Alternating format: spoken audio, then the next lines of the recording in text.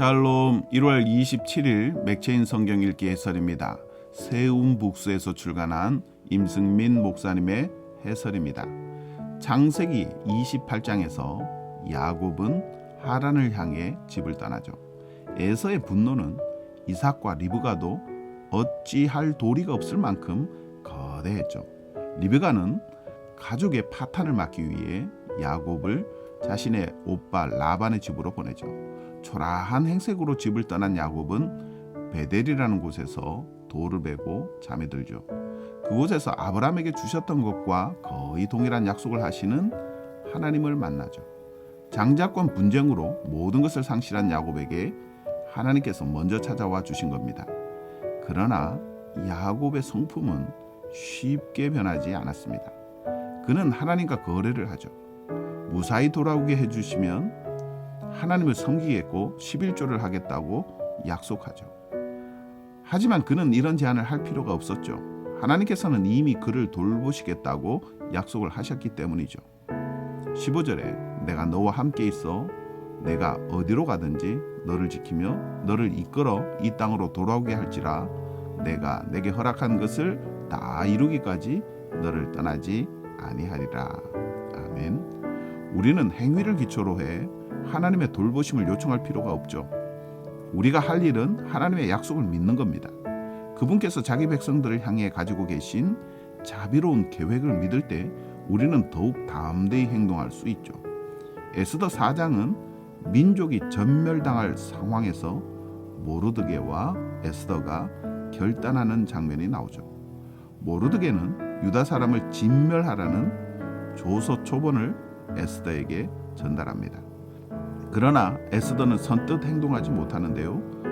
왕의 부름 없이 그 앞에 나아가는 건 사형죄에 해당되기 때문이죠. 모르드게는 에스더에게 영적인 안목을 열어주죠. 14절에 내가 왕후의 자리를 얻은 것이 이때를 위함이 아닌지 누가 알겠느냐. 아멘. 우리는 모든 일을 주께 하듯 성실히 해야 합니다. 굳이 사회법이나 관습법을 어길 필요가 없죠. 그러나 때로는 결단이 필요합니다. 자신의 손해와 이득을 따지는 것이 우선이 되어서는 안 되죠. 하나님께서 우리에게 주신 위치와 역할과 은사는 모두 하나님의 영광을 위한 겁니다. 마태복음 27장은 이 책의 절정입니다. 예수님께서 십자가에 달려 돌아가십니다. 예수님을 죽이고자 하는 강력한 의지가 재판과 민심에 영향을 미쳤죠. 사람들은 예수님께 침을 뱉고 가시면류관을 씌우고 채찍질을 하면서 그의 고통을 즐겼습니다. 그리스도께서 십자가에서 죽으셨습니다. 휘장은 찢어졌고 땅은 진동했으며 사람들은 슬퍼했죠. 약속의 실체가 되신 그리스도께서 그 약속대로 죽으셨습니다. 하나님의 말씀은 반드시 성취됩니다. 그 절정이 바로 십자가죠. 창세기부터 제시되었던 복음은 이렇게 완성되었습니다. 우리가 세상에서 담대히 주님을 신뢰하며 그들과 다른 방식으로 살 수 있는 이유도 바로 여기에 있죠. 그리스도께서 역사의 방향을 바꾸시고 인생의 운명을 바꾸셨기 때문입니다. 예수 그리스도를 믿는 사람들에게 복이 있습니다.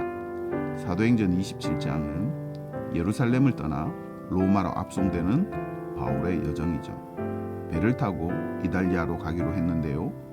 바울은 이 항해에 큰 어려움이 있을 것이라고 말하죠. 당연히 백부장은 바울이 아닌 선장의 말을 믿고 배를 출항시키죠. 그러나 그들은 도중에 유라굴라라는 큰 태풍을 만나서 표류하게 되죠.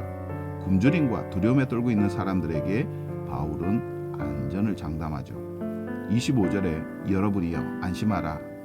나는 내게 말씀하신 그대로 되리라고 하나님을 믿노라. 아멘. 바울은 믿음 안에서 인생을 사는 사람이었습니다. 죄수가 되어 로마로 가는 중에 죽을 위기에 몰렸지만 그는 담대했죠.